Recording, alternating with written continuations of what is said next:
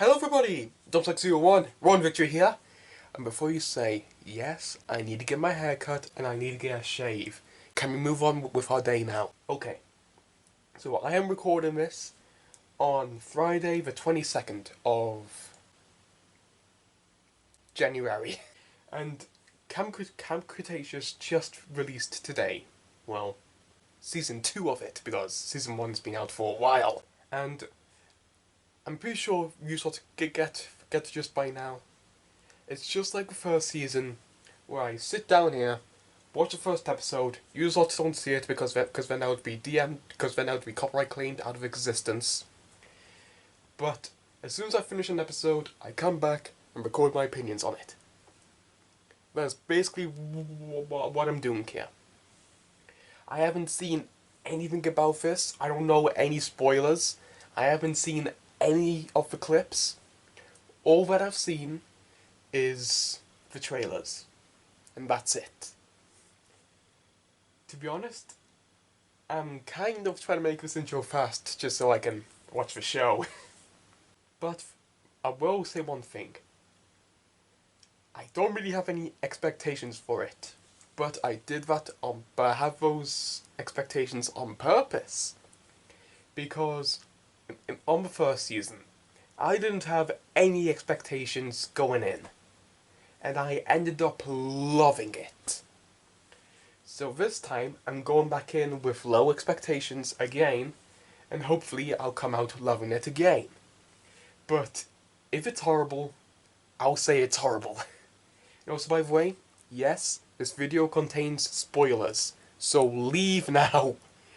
Because I'm pretty sure if that doesn't make you leave, I think my horrible hair will. I'm pretty sure that's all I have to say. Because I don't have any predictions to say, because me and Zane already said all of our predictions and a few other things in our prediction video. So let's just begin the episode.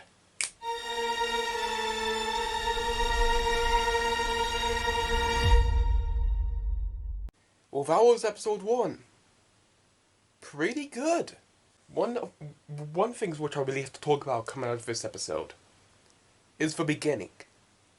Because the opening shots are just dinosaurs living naturally, not being interrupted, not being in cages, just dinosaurs being wild and just being dinosaurs.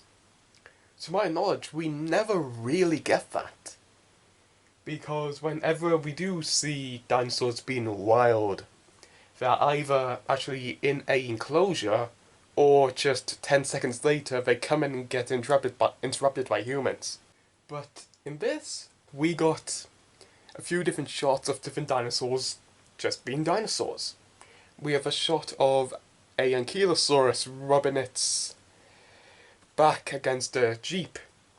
We have Sinoceratopses just walking. We have Compies playing around in the gyrosphere. And we also have Blue, who seems to be looking in between the holes which lead into the underground tunnels. So maybe that links to something later in the season. Because maybe she's looking into those holes to try and find more raptors, or to try and find Darwin. I don't have a clue. That part just really depends on how much intelligence you're willing to grant to Blue.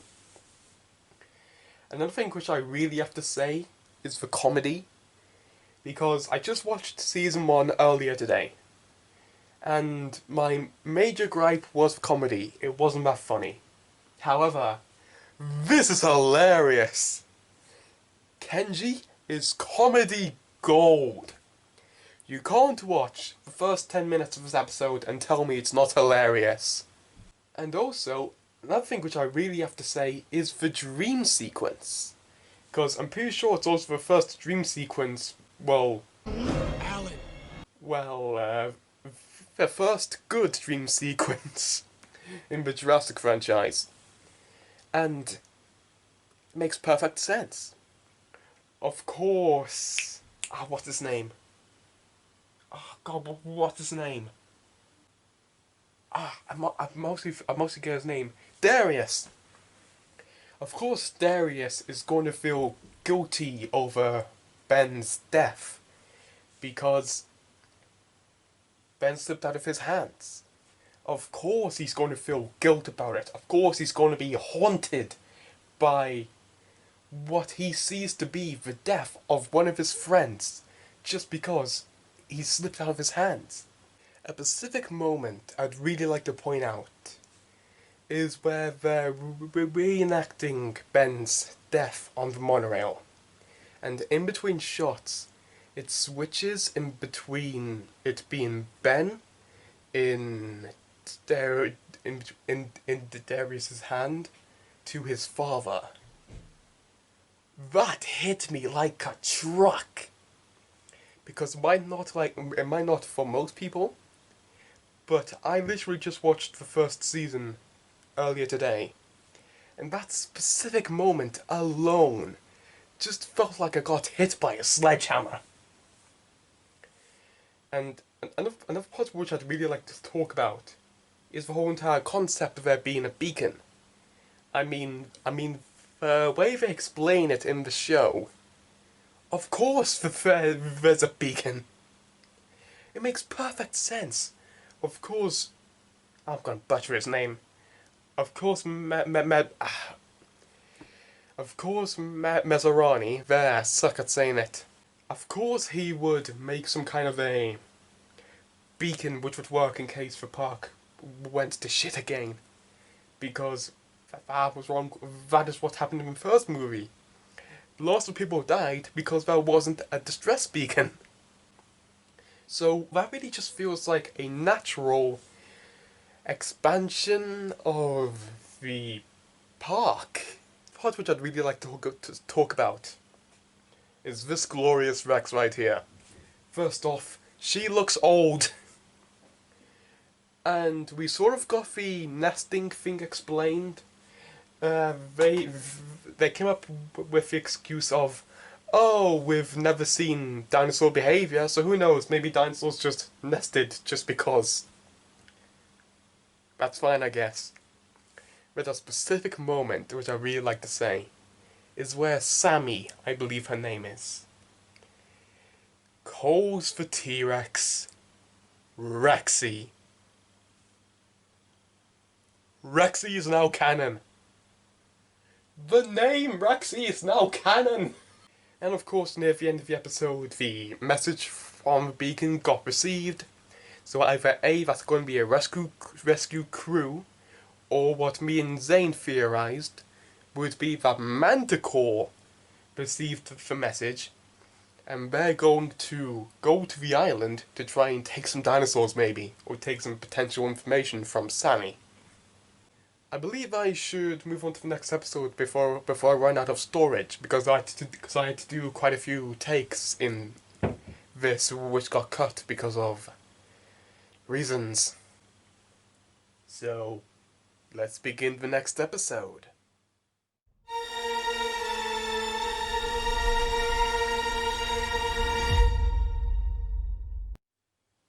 Well, that was episode 2. It was pretty good. What can I say about this episode? There isn't really that much to say. Because to be honest, this does kind of feel like a filler episode, but it's clearly there just so they can introduce the baryonyxes, in which I can name every single one of them just looking at them right now. I'm such a fucking loser. Okay, so I do have something to say about the beginning. It began with Limbo and Chaos running through the woods. They stop, they hear a roar, and they run towards it. And I will say that I saw a image of Limbo turning around, like standing beside a cage. So I put 2 and 2 together and went, yeah, they're gonna try and rescue Grim from a cage. And also, I really just want to say, at first I was kind of going along with it because apparently there was a medical facility on the island. But it turns out that medical facility is for dinosaurs. I mean, it's a dinosaur park. Of course it's for dinosaurs. I don't really have that much to say about this episode. I also do I do have to say, they named a Triceratops Maria. Maria. Nobody out there is going to get that joke. But I do mainly believe that this episode was made just to introduce the berries. Berries? For berries? Is that seriously all I have to say? No, I've got two more things to say about this episode. Specifically the ending, where they find, well, where Brooklyn finds a frozen flower. And we see two shadows. I'm calling it now. Those are hunters, and they're going to trap Brooklyn. And that noise that was going off before, either A, that was a helicopter landing, or B, it was some kind of vehicle, because it was definitely some kind of machinery. And another thing which I really have to say about this episode is a question which is brought up. Would you have freed Chaos? I really do think that is a very intriguing discussion, like what they did in Fallen Kingdom. Would you have saved Grim? Because I already know my answer. I would have, because it's a carnival. It's not its fault that it's a carnival, so therefore it should be released. Just find a way to release it safely. The point is, Grim didn't specifically deserve to die just because he was a carnivore. Because there was no question that they were going to release the herbivores, because they're herbivores. But, in my opinion, the Baryonyxes, well, Grim, still deserved to be freed. I'm not just saying this. I'm not just saying this to try and get comments to increase my analytics. No, I'm actually curious. Would have you lot have freed Grim? Because I would have. And that's really all I have to say. Oh, there we go. I've got it. Go, working! Oh, wait. It went back. That's really all I have to say, because I really do believe that this episode was just here to introduce the Baryonyxes. I've said that 3 times now, so I think I better end this. Episode so I can move on to the next one. So I guess I'm doing that now.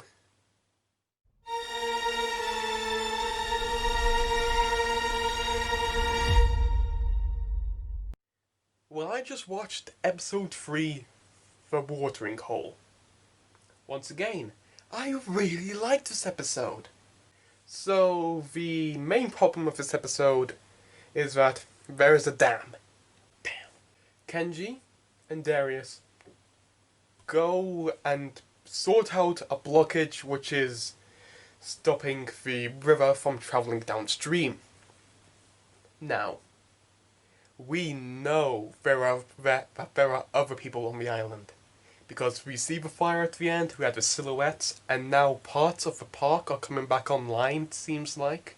So yeah, it's pretty clear that there are either other survivors, or B, they're hunters coming to the island to poach the dinosaurs. So, I predict that if they are hunters, that they created the dam.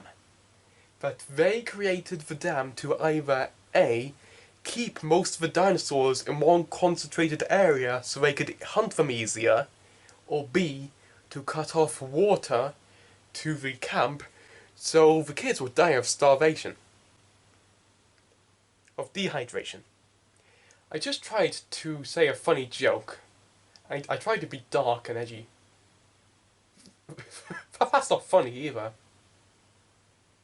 I'm not funny. And the thing which I'd really like to point out about this episode is Chaos and Limbo. Because they're inside of the genetics lab and Chaos is hunting down the kids. Now, when the kids escape the room, Chaos and Limbo just run into each other and they get stuck. That was hilarious. I love that specific moment.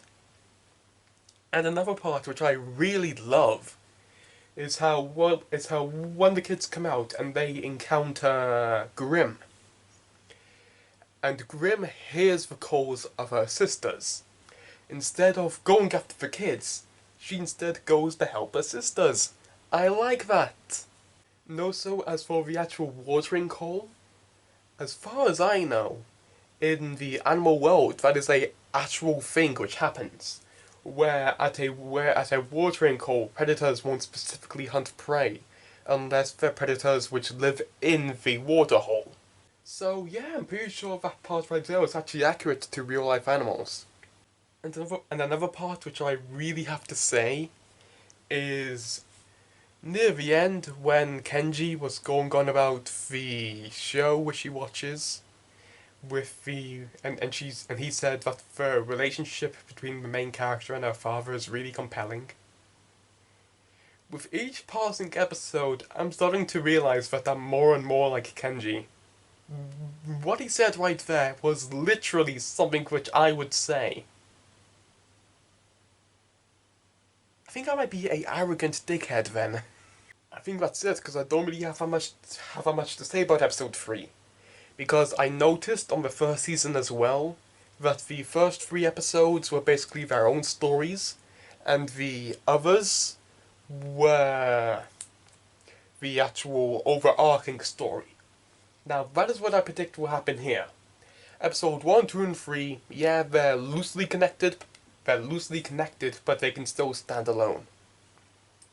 So, my prediction is that the next 5 or 4 episodes will be all connected and tell one long overarching story. Just like the first season. So far, this is really good. I don't know if this is better than the second season, because I know this is either equal to the first season so far, or better. That's all I'm gonna say. So, I think I should really switch off this camera, because I actually really want to watch more. And it's starting to get dark outside, which means I'm slowly running out of time to record this. I waited until 5 o'clock to record this. Actually, no, I waited until 6 to record this. And this series is what, 3 hours long by itself? But with my commentary, it'll turn to 6, because it took me 3 hours to watch this, and 3 hours to record my commentary. Well, my thoughts on the episodes. Help me!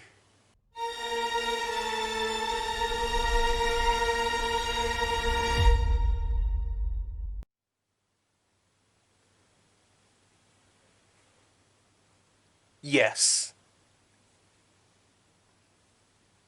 Yes.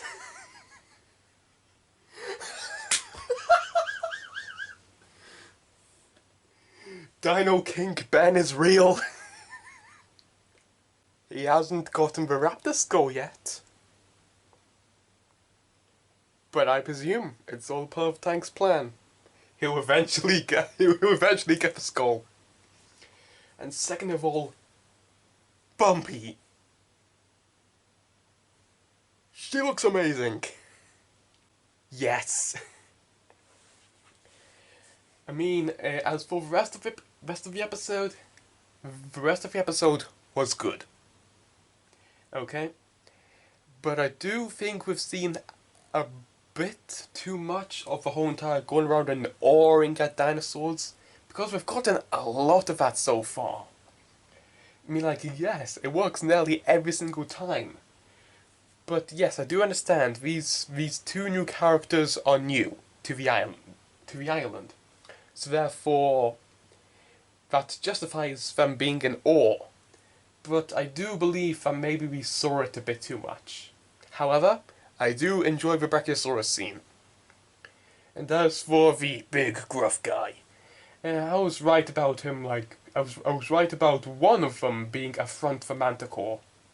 Now, my real theory is, are the other two just fronts for Manticore as well? Because yes, the cowgirl, I've already forgotten her name, said, "Oh, when I met the Manticore agents, they were men in suits, corporate agents, not disguise agents." But yet, what would stop them from sending in, like, disguised agents? I mean, yeah, they could be Manticore agents. Or maybe they just hired a Manticore agent because the people who they were getting recommendations from were Manticore agents and they just didn't know. So yeah, most of the episode is like a 6 or a 7, but the ending brings it up to a 9. And also, I've noticed this a few times throughout the season, but there have been a few callback jokes. In the last episode, there was a joke between Yasmina, that's her name, or is Yasmina the running one? It's between the running one and the cowgirl. And they mention the orange joke, which was said in the first season. Now in this joke, Kenji has a dream and he wakes up mumbling about mermaids. Because he said in the first season, "Ooh, a dream is like when you save a bunch of mermaids from a shark." The continuity in this, I love it. Jesus Christ, I'm only halfway through. I better hurry up.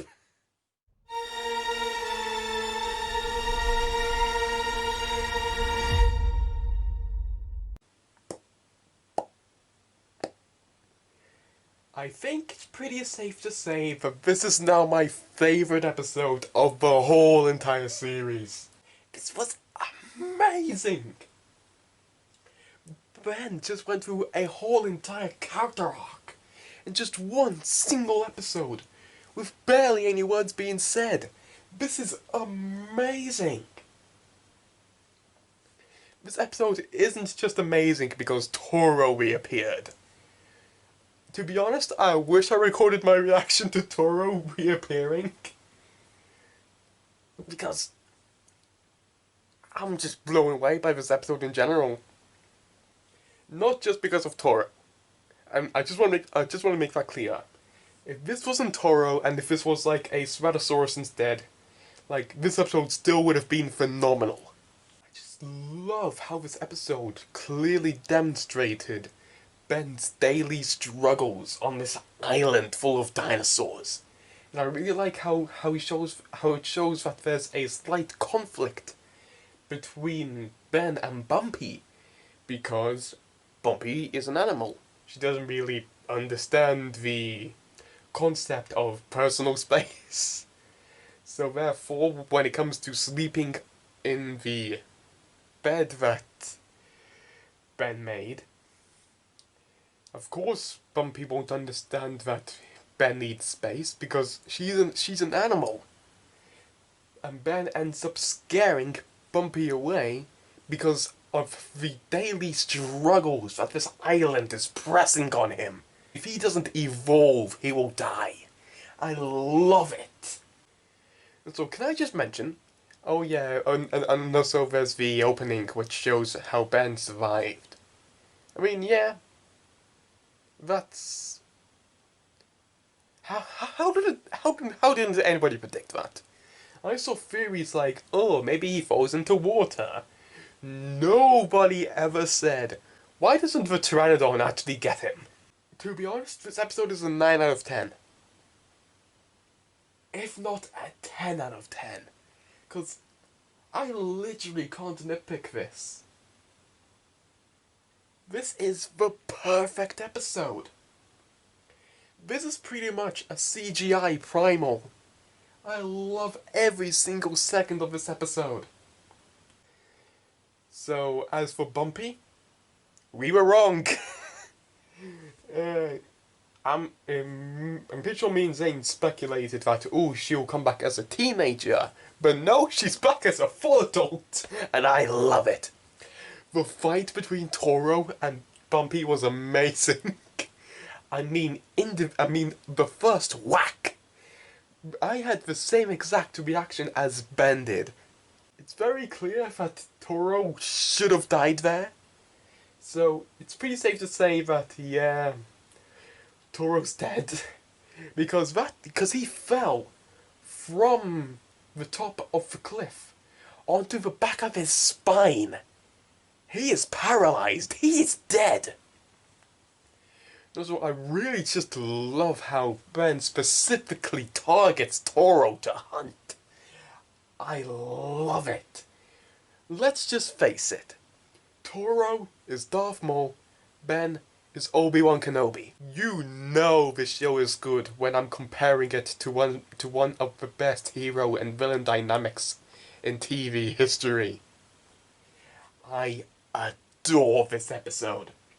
This is the best episode of Camp Cretaceous so far. And I'd be very surprised if any other episodes manage to top this. Now, I better move on because I have like 2 hours left to watch 3 more episodes and to talk about them. All I'm going to say is, episode 5, best episode. That's all I'm going to say for now. So, let's go on to the next episode. Woo!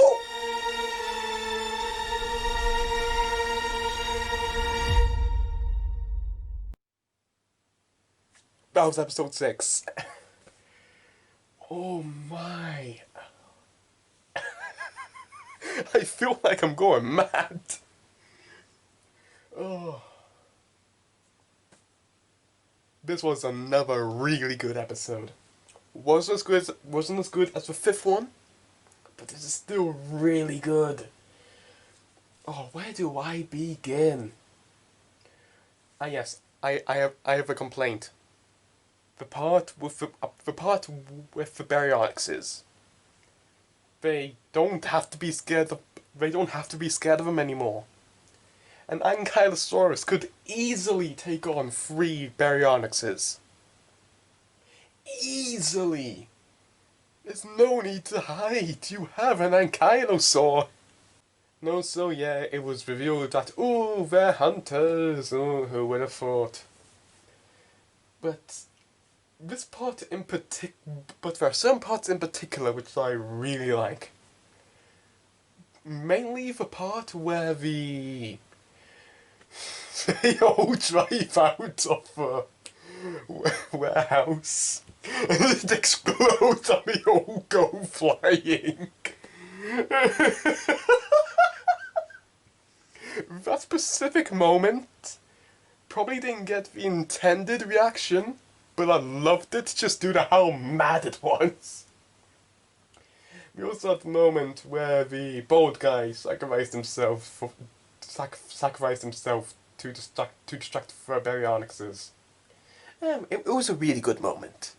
Also, I really like the callbacks, particularly with the Stegosaurus, because Darius, I got it. I'm going for my own little character arc, because Darius whistled to attract the Stegosaurus.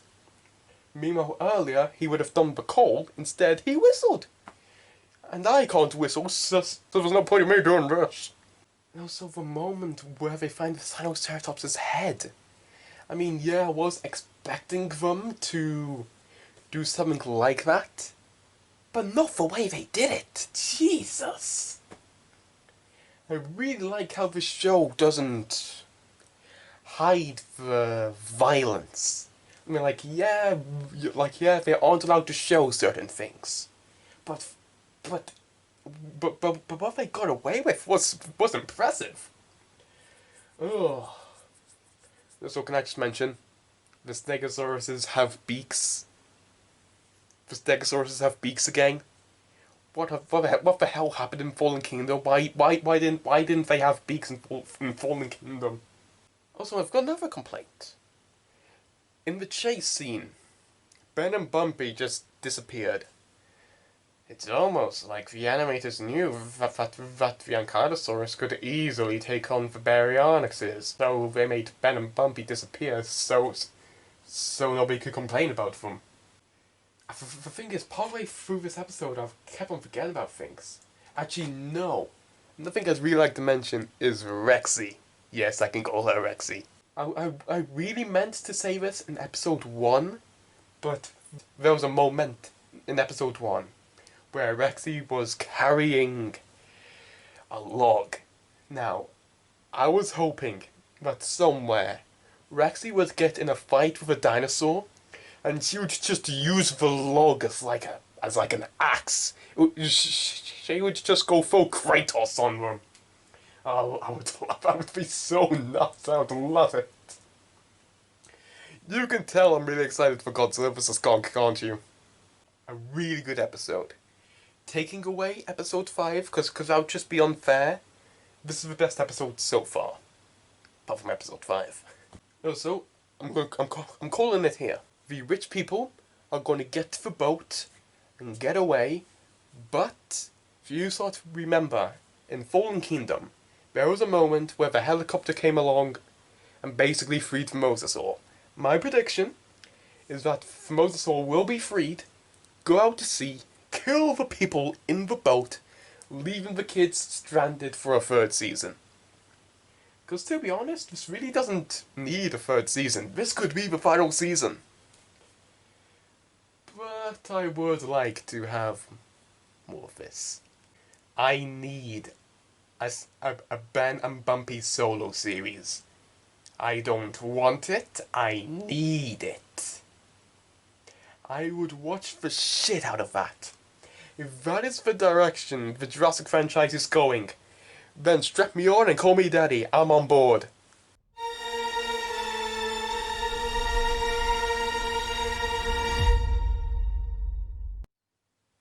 Episode 7, oh my gosh, I love this. Oh, where do I begin?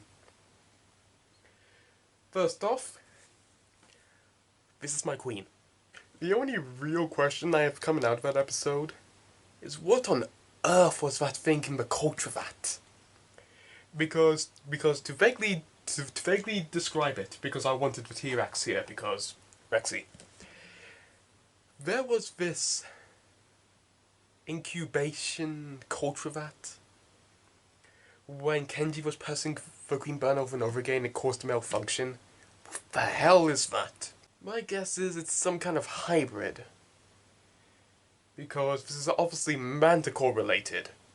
Because of the yellow, because of the red lights. If anything is surrounded by that shade of red lights, it seems to be Manticore related. As we can tell in Season 1 with the Manticore drone.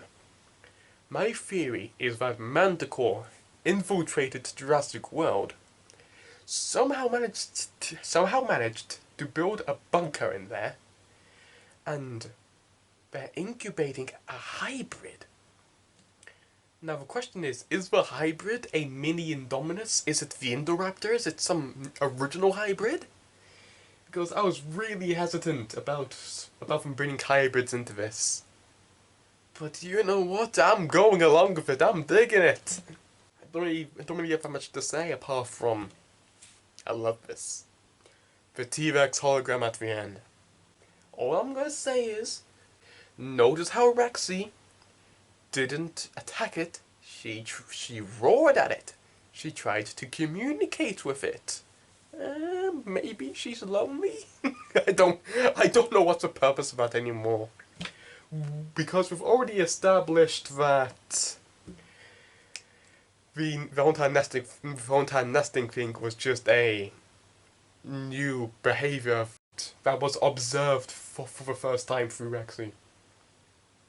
No, so this show keeps on showing compies. I'm calling it here. Either in the next episode or the next season, somebody's gonna die to a conflict Nathus. They've been teasing the compies for 2 seasons now. They have to do something. Is that all I have to say? No. If those 2 hunters kill a Brachiosaurus, they are irredeemable in my eyes. That's it. The chase scene was great. The sequence where all the lights were going off and it was illuminating the area and Maxi was just roaring. God, that was amazing. Although I do have the complaint of when Darius and Yasmina, or was that the other girl, hid inside that little slit. That part wasn't directed that well. But that's my only complaint. I love this episode. I love all the episodes. Mainly number 5. Okay, I better move on, because this is going to be a pain to edit tomorrow. And I want to watch the 4th episode. So, I'm just going to do that.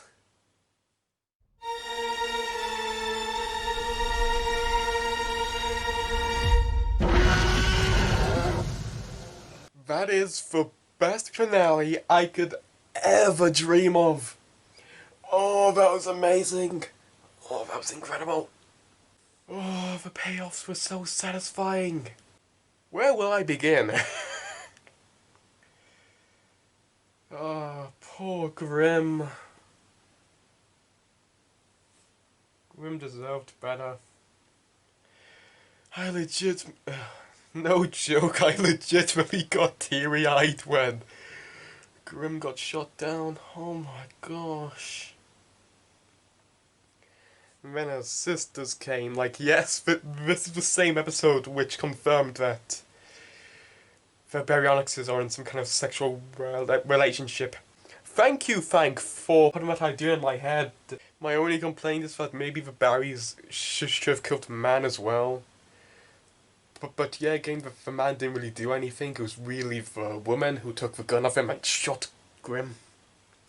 Oh, I'm glad she's dead. I hate her. Oh, this shot alone is going to be my new wallpaper. This is my new wallpaper. This is my new wallpaper, everybody.